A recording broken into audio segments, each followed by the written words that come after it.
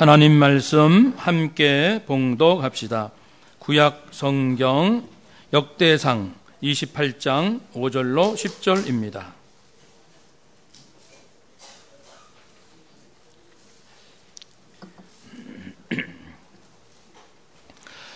역대상 28장 5절로 10절까지 함께 봉독합니다.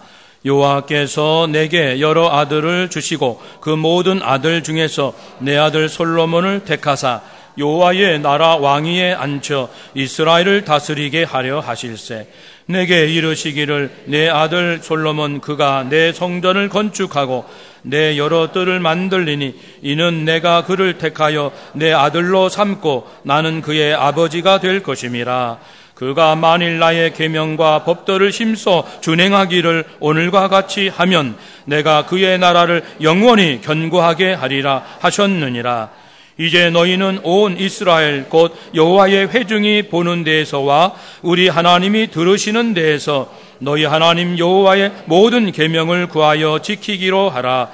그리하면 너희가 이 아름다운 땅을 누리고 너희 후손에게 끼쳐 영원한 기업이 되게 하리라.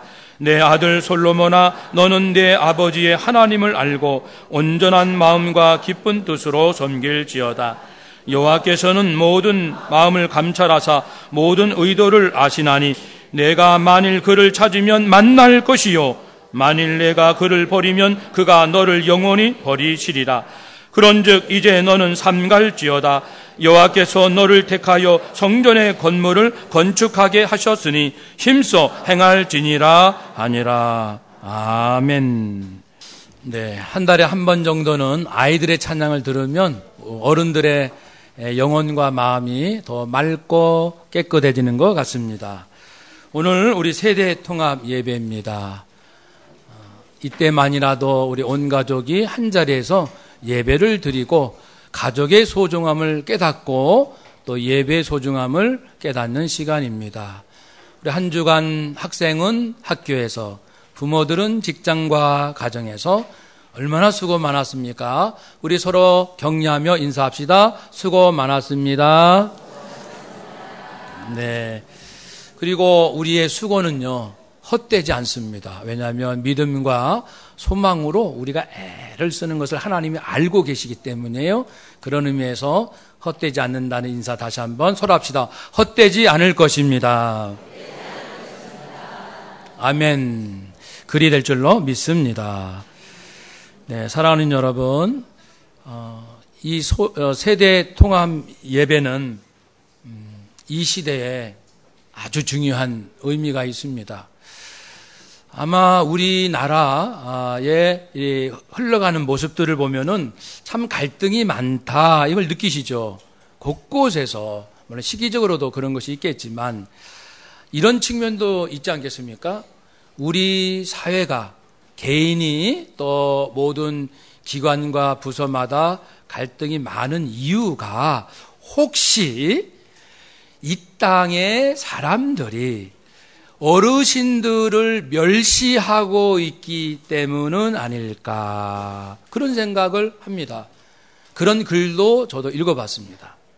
언제부터인가 우리들의 젊은 세대들은 어른들, 선배 세대를 소홀히 여기고 귀하게 여기지 않는 풍토가 되었다. 이제는 워낙 그렇게 되니까 이의를 제기하거나 그렇다고 새삼 말하는 사람도 없습니다. 그게 사실은 문제가 여기 있는 거예요. 이렇게 살기 힘든 이유는 지혜가 부족해서일 겁니다. 지혜는요, 살아볼수록 더 새롭고 분명하고 힘 있는 것이 지혜입니다. 삶의 지혜. 그래서 우리 열심히 살기는 살지만은 지금 열심히 하는 것만큼만 해도 지금보다 훨씬 좋은 세상이 될 수 있었는데 그만 아쉽게도 좀 속도가 늦는 것 같은 느낌이 듭니다. 그래서 오늘 말씀을 통해서 세대가 함께 모이는 것, 젊은이들이 어르신들, 어른들의 이야기 귀담아 듣는 것이 얼마나 중요한가, 그것을 깨닫고 잘 듣는 그런 시간이 될 수 있기를 바랍니다. 하나님께서 이스라엘 백성을 왜 택하셨다고 생각하십니까? 그리고 하나님께서 왜 우리 가정을 택하셨다고, 세우셨다고 생각하십니까? 그 두 가지는요, 같은 의미예요. 같은 원리예요. 하나님께서 이스라엘 민족을 우선적으로 택하신 것은 타락한 이 온 인류, 세상 사람들이요, 하나님을 잊어버리고 살잖아요. 하나님을 부정도 하고, 그래서 아니야, 하나님은 살아 계신단다, 하나님은 이런 분이셔 라고 전 세계 사람들에게 알리기 위하여 하나님께서 이제 이스라엘 민족을 먼저 택하셨습니다. 그리고 가정을 세우신 이유는 우리 부모들이, 할머니, 할아버지들께서 믿으셨던 하나님, 가졌던 그 신앙, 그것이 무엇인지를 알고 부모와 조부모님들의 신앙을 통해서 하나님을 자녀 자손들이 잘 알 수 있도록 하기 위해서 가정을 세우셨어요. 그래서 이 국가를 통해서는 온 인류로 뻗어나간다면 가정을 통해서는 자자손손 대를 이어가면서 후손들에게 하나님은 살아계신다, 하나님은 이런 분이시다, 하나님은 이런 일을 하시는 분이시다, 그렇기 때문에 나도 하나님을 잘 믿고 섬기며 살아야겠다라는 그 결심이 있게 하시려고 그래요. 그 결심. 그래서 우리가 지난 한 주간도 학교와 직장 또 가정에서 살아왔는데 잘 살아왔다는 것은 무엇일까요? 방금 드린 말씀으로 비춰보면은 한 주간 내가 잘 살았다, 열심히 참 보람있게 살았다라고 하는 것은 바로 나의 한 주간의 삶을 통해서 우리 또 다른 가족들, 직장 동료, 학교 친구, 동네 사람들, 우리 하나님을 더 알아가는 사람이 있었다. 또 이미 믿었지만은 하나님을 더 잘 섬기는 사람이 있게 되었다, 나를 통해서. 그러면 그게 보람이 있는 거예요. 근데 나는 열심히 살고 열심히 공부하고 열심히 직장에 충성했지만 내 모습을 보고, 우리 가정의 모습을 보고 하나님을 더 사랑하고 생각하는 사람이 별로 없었다라고 하면은 좀 미안한 말씀이지만 열심히는 살았지만 방향이 조금 잘못된 것입니다. 오늘 본문은요, 다윗 왕 이야기입니다. 이스라엘에 다윗 왕이 있었습니다. 두 번째 왕인데 그는 특별히 하나님을 많이 사랑했어요. 그래서 한 번은 내가 하나님을 이렇게 사랑하는데 하나님께 제사 드리고 예배를 드릴 수 있는 아름다운 성전을 지으리라, 하나님께 가장 큰 영광이 될 하나님께 드릴 수 있는 나의 최선을 다하여 성전을 봉헌하리라 라고 마음을 드렸습니다. 그런데 하나님께서는 그 마음을 받지 않으셨어요. 다윗 입장에서는 섭섭하고 서운했겠죠. 하나님께서는 다윗에게 말씀합니다. 너는 피를 많이 흘렸단다. 너는 전쟁을 많이 했어. 그래서 피를 부득이 많이 흘렸구나. 나의 성전은 평화를 상징하는 것이기 때문에 너는 전쟁터에서 국가와 국민의 생명과 재산 그리고 신앙을 지키는 일에 최선을 다한 것으로 네 사명은 다 했다. 그리고 너는 이 피를 많이 흘린 너의 삶으로는 평화를, 하나님께 용서받고 하나님께 영광 돌리는 이 성전 짓는 일에는 참여할 수 없구나 라고 좀 냉정한 말씀 같지만 하나님의 음성을 듣게 되었습니다. 그래도 다윗은 섭섭해하지 아니하고 하나님을 신뢰하고 사랑하기 때문에 네, 알겠습니다 하나님, 그러면서 마음을 정리했습니다.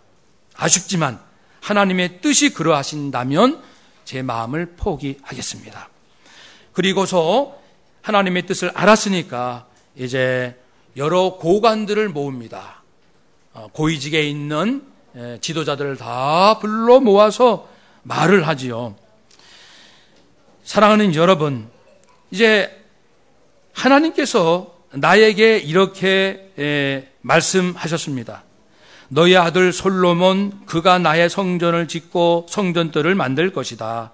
내가 그를 나의 아들로 삼아 선택하였으니 나는 그의 아버지가 될 것이다. 그가, 네 아들이 지금처럼 나의 계명과 나의 규례를 힘써 지키면 나는 그의 나라를 길이길이 굳게 세워줄 것이다. 이렇게 하나님께서 내게 말씀하셨다는 것을 얘기를 하면서 8절에, 자, 여러분, 회중이 보는 앞에서 또 하나님이 들으시는 가운데 이 나라의 지도자 된 여러분이 하나님의 모든 계명을 열심히 따르고 지키십시오.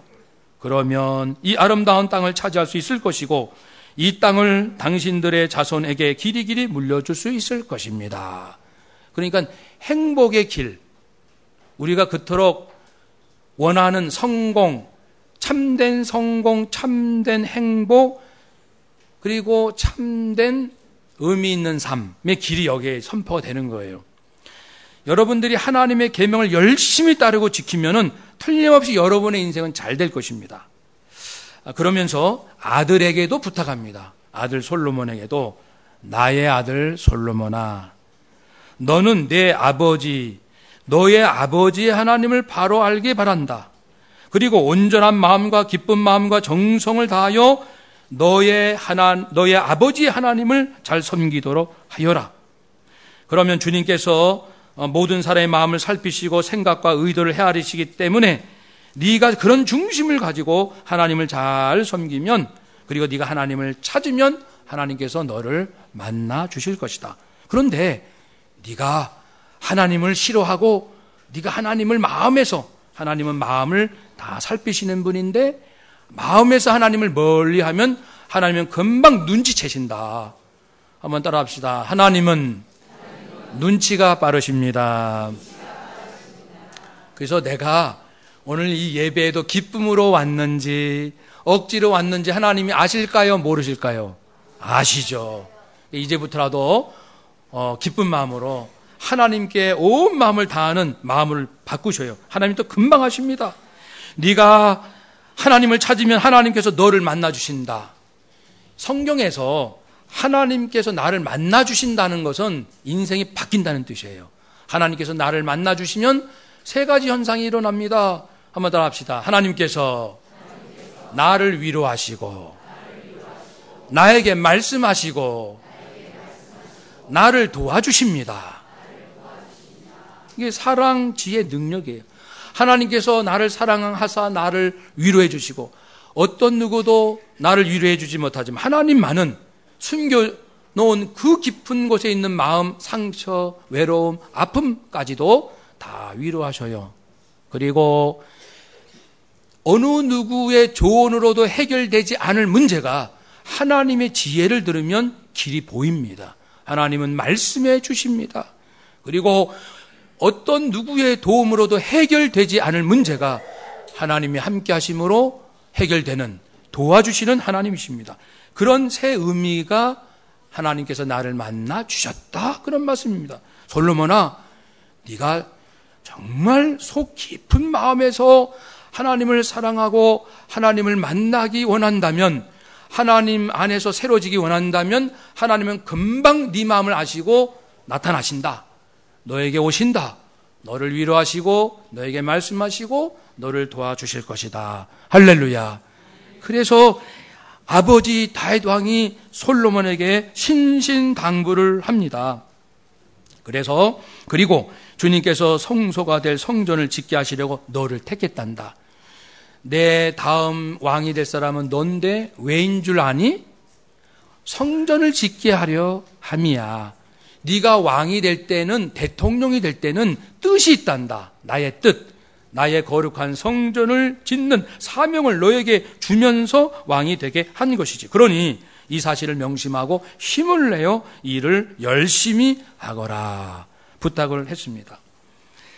이 세 가지 부탁 중에 첫 번째 부탁을 다시 말씀드리면 이제 너의 아버지의 하나님을 바로 알아라. 표현이 좀 이상하지 않아요? 지금 아버지와 아들과의 대화인데 아들아 내 하나님을 잘 알아야 돼 이렇게 말씀하지 않고 아들아 너의 아버지의 하나님을 바로 알기를 바란다. 그래서 그 다윗입니다. 그것은 그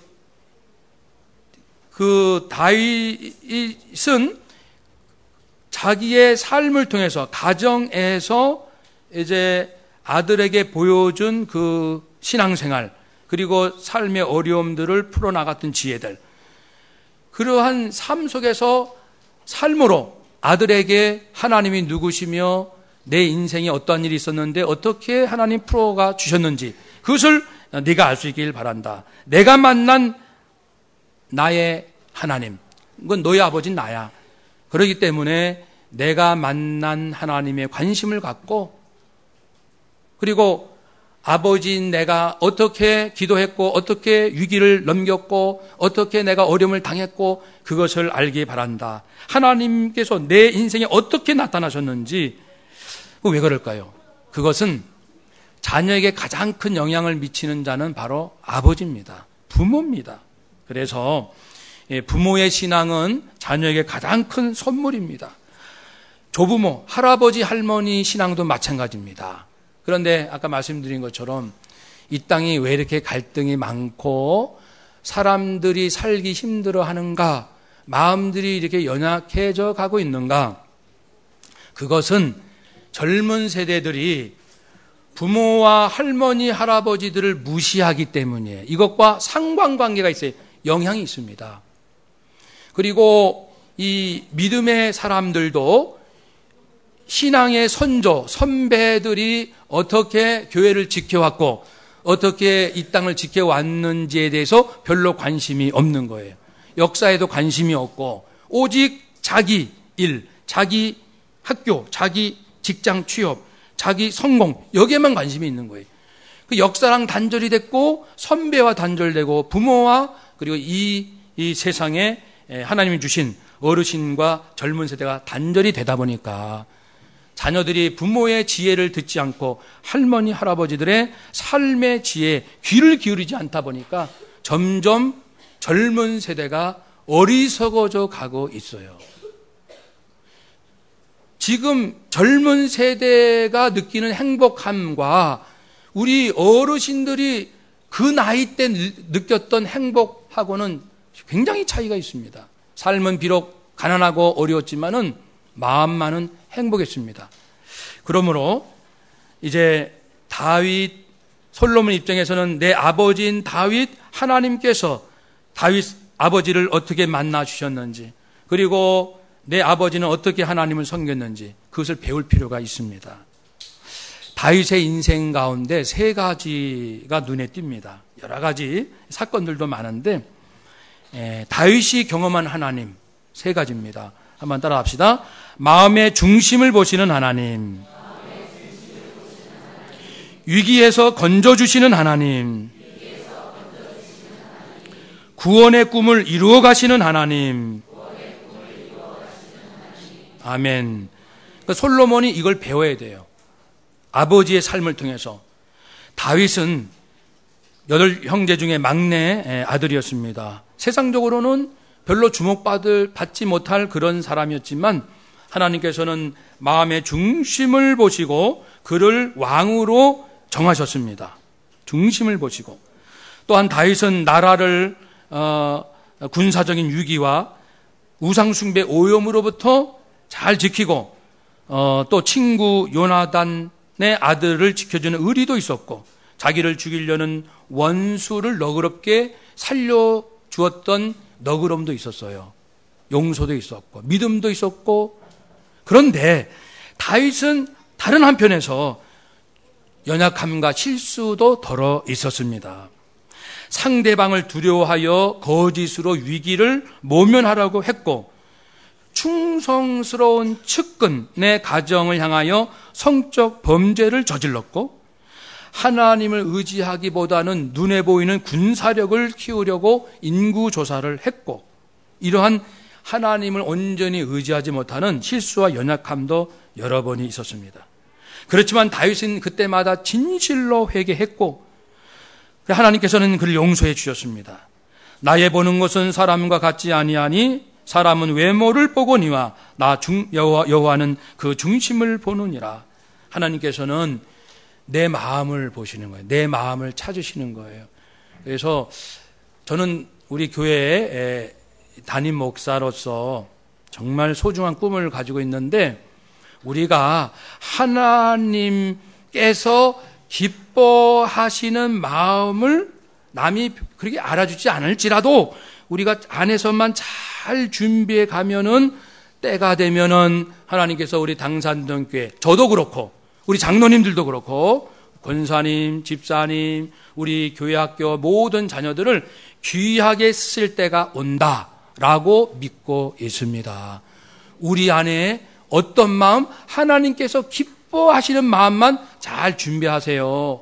잘못이 있을 때는 회개할 줄 아는 마음, 원수 같은 일본을 위해서 축복하는 마음, 그리고 어려운 사람, 굶는 사람들을 위하여 늘 저금통에 저축하는 마음, 뉴스를 볼 때마다 어려운 사람을 생각하며 잠깐이라도 축복할 줄 아는 마음, 이런 마음들이 우리 교회 안에 차곡차곡 1년, 2년, 그뿐이겠어요? 점점 커지겠죠.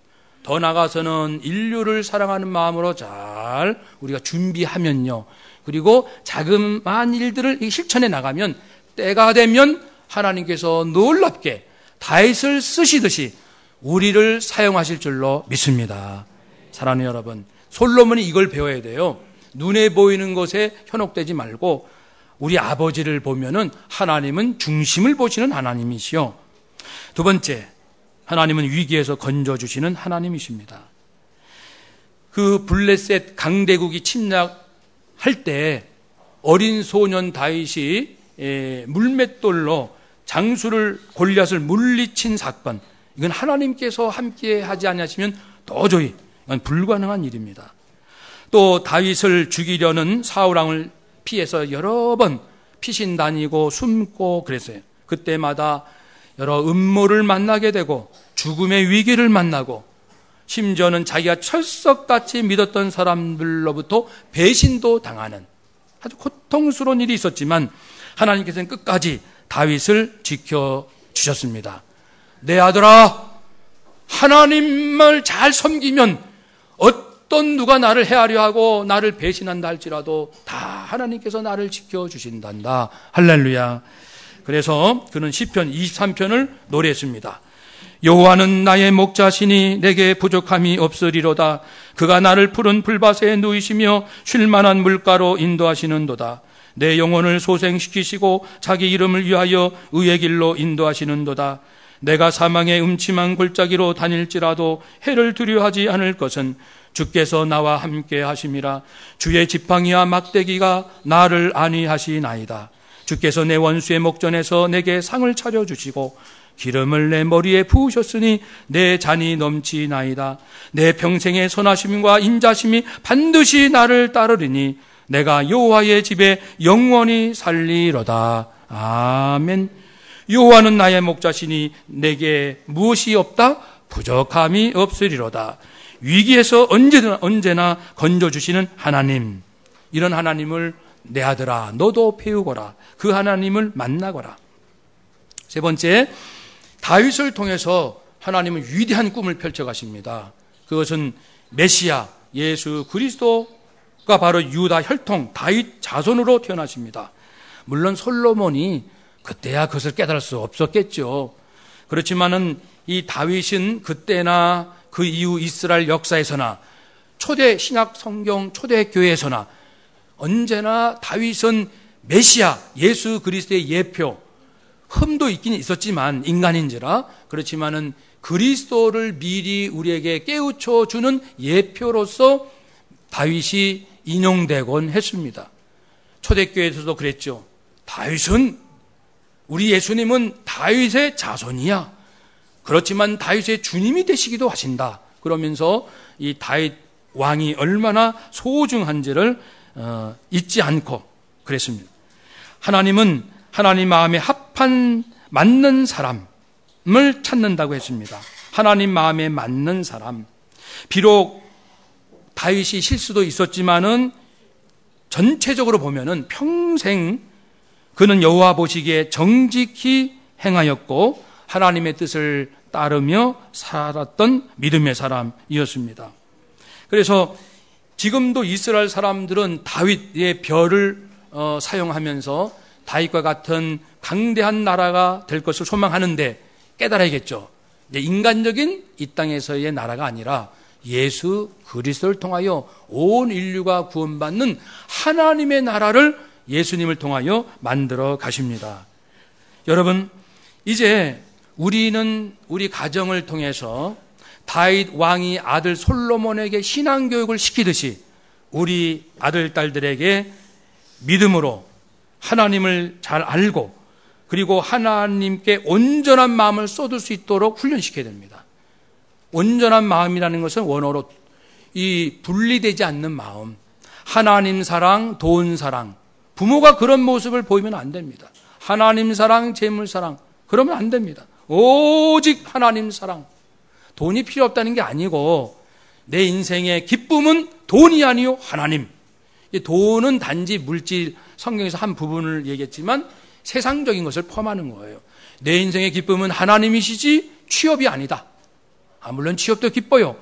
근데 진짜 기쁨은 하나님이시다. 이 훈련이 가정에서 돼야 된다는 거예요.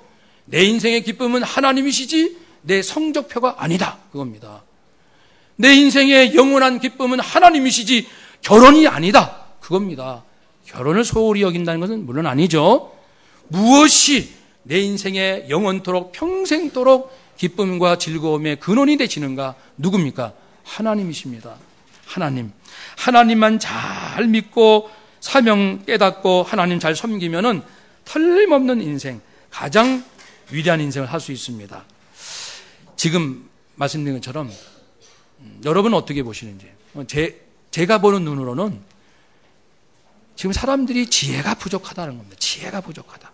똑똑한 사람들은 많은데 인생과 역사의 지혜가 부족하다.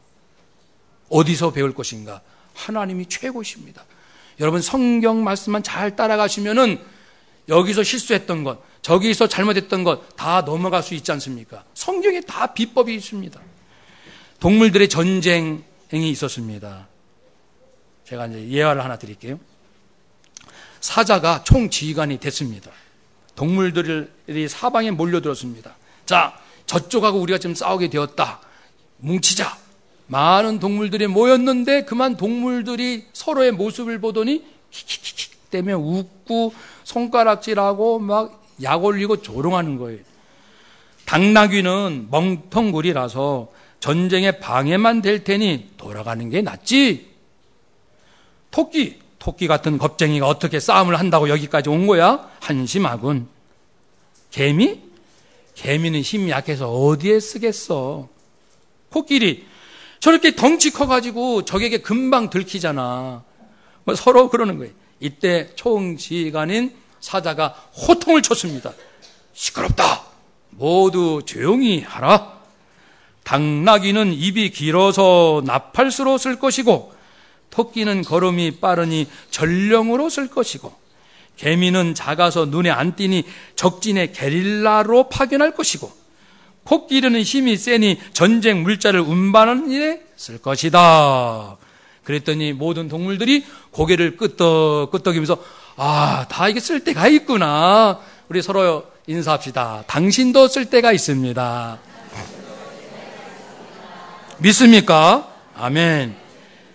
그런데 왜 쓸모없다 그럽니까? 빌립보서 2장 3절 4절 말씀에 아무 일에든지 다툼이나 허영으로 하지 말고 누가 높다 낮다 하지 말고 오직 겸손함으로 각각 자기보다 다른 사람을 귀하게 여기세요. 쓸모있다. 나보다 저 사람이 참 쓸모있다. 한번 따라합시다. 나보다 당신이 더 쓸모가 있습니다. 아멘. 근데 그걸 진짜로 해야 되는데 말로만 그래놓고 속으로는 아닌데. 다시 한번요. 당신이 나보다 더 쓸모가 있습니다. 아멘. 예. 각각 나보다 남을 낮게 여기고 자기 일을 돌아볼 뿐더러 각각 다른 사람들의 일을 돌보아 나의 기쁨을 충만케 하라. 하나님 말씀에 남을 나보다 더 쓸모 있는 사람으로 인정하라고 그랬어요. 지금 80 넘으신 어르신들 굉장한 보물입니다. 젊은 사람들이 어리석어서 어르신들 돌아가시기, 하나님이 부르시기 전에 부지런히 받아 적어야 돼요. 아, 인생에 어떤 어려움이 있었습니까? 그때는 어떻게 위기를 모면했습니까? 그래서 잊지 말고 노트에 가득해가지고 그걸 다 읽고 읽으면은 아주 지혜롭게 되는데, 뭐 할머니 할아버지는 이래서 뭐 힘이 없고, 부모는 뭐 바빠서 쓸데없고, 친구는 공부 경쟁자니까 쓸데없고, 동생은 나를 괴롭히니까 필요 없고, 그 뭐 하는 거예요? 어디에 다 필요 없다는 거예요. 이런 어리석은 사람이 어디 있습니까? 하나님 잘 섬기면 지혜를 얻게 될 것입니다. 또 있어요. 두 번째 예화, 슬기로운 며느리 얘기가 있어요. 이런 얘기는 한 번쯤 들어봤던 것 같아요. 어느 집에 효심이 많은 맏며느리가 있었어요.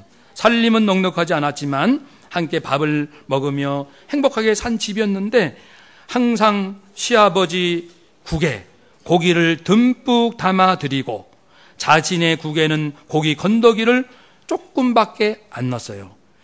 그래서 식사 기도 시간에는 시아버님이 며느리하고 국을 살짝 바꿔요. 나중에 며느리가 또 다시 바꿔요. 서로 바꿔요. 이런 집이었어요.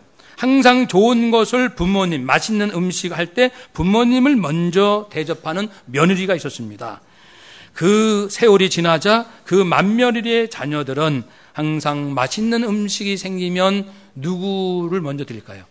자기 부모에게. 왜냐하면 자기 부모가 할머니, 할아버지 했던 것을 봤거든요. 자기들도 그렇게 하는 거예요. 그런데 둘째 며느리 서운해 하시니까 10번째 며느리가 있어요. 10번째 며느리는 이제 항상 맛있는 음식이 있으면 아이에게 먼저 저거 먼저 먹어라, 맛있게 먹어, 많이 먹고 키 크고 건강해야지. 그리고 애들이 먹다 남은 거 좀 이렇게 좀 찌꺼기는 아닐지라도 좀 약간 모양새도 푸실하고 뭐 이런 거, 그릇도 예쁜 그릇은 자녀에게, 그리고 덜 예쁜 그릇은 할머니, 할아버지, 자기 부모에게 이렇게 드리곤 했습니다. 그럼 자녀들이 볼까요? 안 볼까요? 다 봅니다. 그렇게 해서 세월이 지나서 자기가 이제 어른이 되고 애들이 결혼하고 자식 낳는데 똑같이 하더라는 거예요. 좋은 음식, 좋은 그릇은 자기 새끼들한테, 그리고 나한테는 별로 좋지 않는 그릇에, 그리고 모양새도 안 좋은 음식. 자업자득, 자기가 심은 대로 거두는 거예요. 그런데요, 보통 우리는 사랑은 물론 내리 사랑이지만 부모 공경을 그것을 소홀히 하거나 그것을 이렇게 업신여겨서는 안 됩니다. 자녀 사랑하고 부모 공경은 차원이 다른 겁니다. 그건 주소가 달라요. 번지수가 다른 겁니다. 부모 공경을 하라는 것이 하나님의 명령입니다. 너는 내 하나님 여호와께서 명령한 대로 내 부모를 공경하라. 그리하면 내 하나님 여호와가 내게 준 땅에서 내 생명이 길고 복을 누리리라. 아멘. 이렇게 말씀하셨지, 뒤집어가지고 너는 맛있는 음식 자녀에게 먼저 주고 좋은 것 자녀에게 주고 자녀에게 죽도록 충성하라. 그리하면 내 하나님 여호와가 너에게 준 땅에서 내 생명이 길고 복을 누리리라고 말씀하지는 않으셨어요. 아싸. 요즘 맞습니다. 그러니까 우리 아이들은 지금부터 감시자가 되세요. 우리 엄마 아빠가 맛있는 음식을 할머니 할아버지에게 더 먼저 정성스러운 그릇에 드리는지, 우리에게 먼저 주시는지 해가지고 엄마 아빠가 생선도 맛있고 제대로 된 건 우리에게, 그리고 좀 먹다 남은 거는 할머니들이네. 그러면 어떻게 하겠어요? 우리 아이들 어떻게 할래요? 우리 엄마 잘한다 박수 쳐야겠어요? 아니면은 이의가 있습니다 이렇게 손을 들고, 분명히 성경 말씀에는 부모를 공경하라 하셨는데 어찌 엄마는 부모를 공경하지 않습니까? 이렇게 따지진 말고 권면의 말씀을 드려야 될 줄로 믿습니다. 우리 아이들만, 교회학교 아이들만 따라서 합시다. 하나님, 큰 소리로요. 하나님, 우리 엄마 아빠를 감시하겠어요? 제대로 하시는지. 아멘. 그래서 하나님 말씀대로만 부모 공경을 제대로 하고 맛있는 음식 부모에게 먼저 드리면 집안이 잘 되게 돼 있다고요. 질서가 제대로 잡히게 돼 있습니다. 거꾸로 헝클어지지 마시기를 바라고. 마지막 예화가 있습니다. 우리 노회에서 목사님들 모인 자리에서 이런 얘기를 들었어요. 이제 교회에서 좀 안전이 있어서 목회를 그만둔 목사님도 계셨고 선배 목사님도 계셨고 저도 있었고 누구도 있었고, 근데 선배 목사님이 이런 말씀을 하시더라고요. 목회자는 말이야, 목회하다가 성도님들과 부딪힐 일이 생기면, 뭐 의견이 충돌이 나든지 뭔가 좀 안 좋은 일로 부딪힌 일이 생기면 반드시 목사가 져야 된다, 이런 말씀을 하셨어요. 목사가 져야 교회가 평안하단다. 그 성도를 이기려고 내가 잘했다라고 자존심 내세우고 하면은 교회는, 목사가 잘했다는 이 얘기는 혹 들을지 몰라도 교회는 평화가 깨진단다, 이런 얘기를 하셨어요. 그랬더니 이제 안 좋은 일로 교회를 이제 떠난 목사님이 막 그냥 괴로워하면서 이 말씀을 진작 좀 들었어야 되는데, 그러면서 이제 그 목사님이 여러 가지 자기 목회하면서 예화를 쭉 들어주셨어요. 내가 성도하고 이런 힘들고 어려운 일 있을 때 내가 아무 얘기하지 않고 하나님 앞에 나가 무릎 꿇고 기도하고 그 성도를 위하여 눈물로 기도하고 그 성도를 축복했더니 다 나도 잘 되고 성도도 잘 되고 다 잘 되더라, 예화를 몇 개 들어줬거든요. 그러니까 그 젊은 목사가 진작 들었으면 목회를 잘할 수 있었을 텐데 라고 후회를 하더라고요. 마태복음 23장 12절 말씀, 누구든지 자기를 높이는 자는 낮아지고 누구든지 자기를 낮추는 자는 높아지리라. 이 성경 말씀이 있잖아요. 왜 있는데 말씀대로 안 합니까? 그렇죠? 왜 안 합니까? 그래서 다윗 왕이 내 아들아, 하나님을 잘 알아라. 그리고 하나님을 잘 섬겨라. 그러면 네 왕위가 길이길이 오래 장구하고 잘 될 것이다. 우리 가정에도 마찬가지입니다. 성도님 여러분, 부모님 여러분, 아이들 여러분 하나님 말씀 잘 들으시고 하나님 말씀대로만 따라 사시면은 아주 지혜로운 사람이 되어서 어디 가서나 사랑받고 어디 가서나 존경받고 무슨 일을 하든지 열매가 있고 우리들이 있는 곳마다 나라가 잘 되고 국가가 잘 되고 민족이 잘 되고 우리 앞날에 희망이 있을 줄로 믿습니다. 아멘. 서로 인사합시다. 나라의 장래, 교회의 장래, 가정의 장래는 우리에게 달려 있습니다. 하나님께 순종합시다. 아멘. 그렇게 하시기를 축복합니다. 아멘. 기도하겠습니다.